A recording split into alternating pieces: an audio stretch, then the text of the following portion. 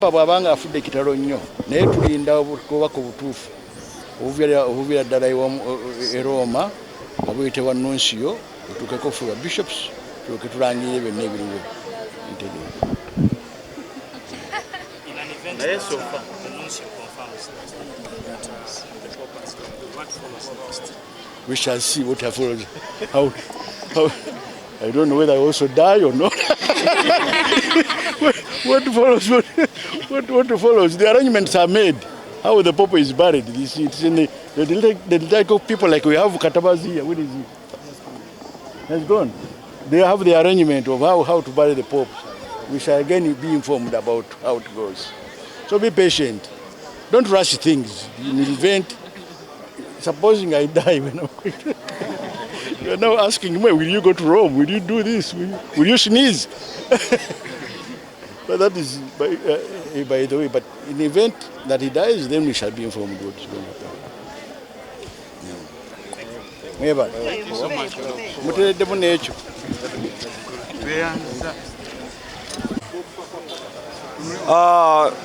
Kitalo nnyo eky'omutukuvu Papa Francis.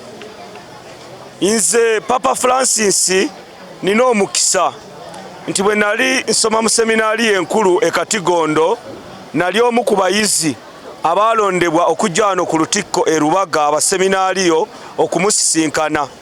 Era bwe twasinkana omutukuvu Papa Francis tujjukira ebimu ku bigambo bye yatulambika naddala abaali baagala okufuukwa abasaseredoti mu budde obwo kwe kulabanga tunyweza ennono ekereziya kwetambulira. Omutukuvu Papa Francis anywezezza ennono eya ekereziya katolika.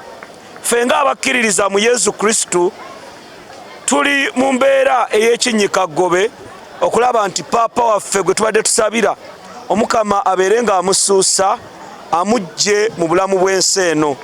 Twagala okusabira Papa Francis nga tujjukira ku ebyo byakoleredde ekereziya katolika mu nsi yonna.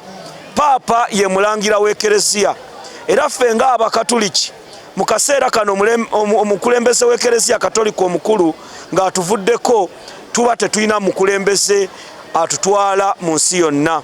Tunakuwalira wamu n'Obukatuliki bwonna mu nsi yonna era mu mbeera eno tujja kubanga tutambuza omulimu gw'okusabira kitaffe Papa omutukuvu ate tujja kubeera nga tulindirira Mukama waffe kitaffe mu Katonda naddala atwala enteekateeka eza ekereziya katolika wano mu ggwanga Popo Nuncio.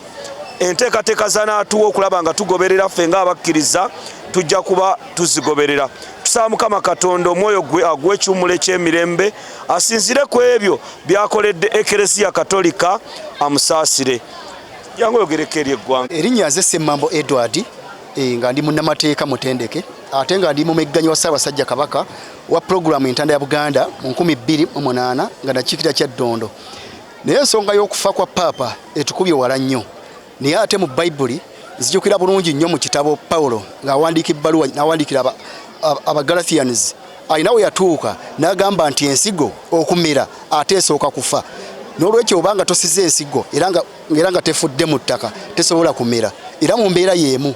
Ekkubo lino Papa lyakutte ne Yesu yennyini yaliyitamu.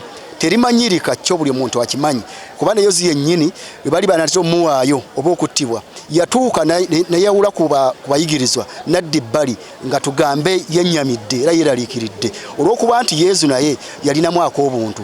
Bwaba otunuulidde yalina obwakatonda ate n'obw'obuntu naye naye ak'obuntu kajja ne yeeraliikirira okufa newankubadde yali nteekateeka ya Mukama Katonda.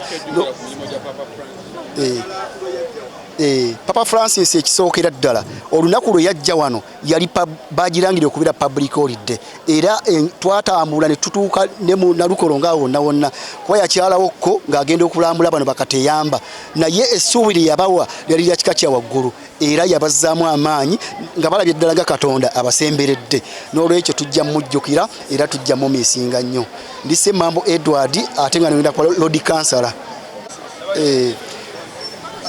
Papa Francis has a very good legacy, especially in mankind of the Ugandans and the world at large. For example, he is considered among the poorest people in the world.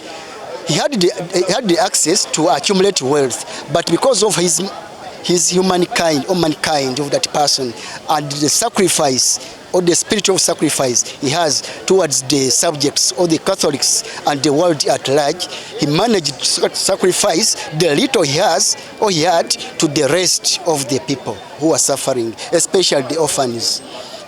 And the moment he came to Uganda, visited Uganda, it was around 2015. He visited Nalukolongo orphanage place. So that person, he gave a ray of hope to the people, those people who are like a helpless. At least he brought a new life to those people. So we shall miss him. I'm Julius Katongole. First of all, I send my sympathy to the Catholic Church. We've lost our leader as Catholic fraternity. When I was still a seminarian from Katigondo National Major Seminary, I got a chance when I was selected and the other seminarians to come and attend the conference when Pope Francis visited Uganda. When we came here, what I learned from his preaching to always stand on the dogmatic teaching of the Catholic Church. We all are aware that Catholic Church is being governed by canonical laws.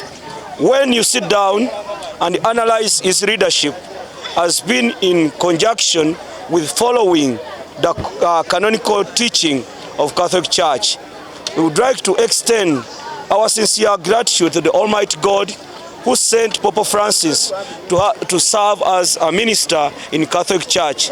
We've seen his teaching and his leadership in Catholic Church has been embarked by what it means to follow the biblical teaching of Catholic Church. We would like to send our condolence message to the entire Catholic fraternity, and we are waiting for the message from the Pope Nuncio because he's an ambassador of His Holiness Pope Francis to Uganda. Thank you very much. I'm Katongole Julius, a leader from Lubaga South. Yeah. Kama bo mukisa musobola okuddayo.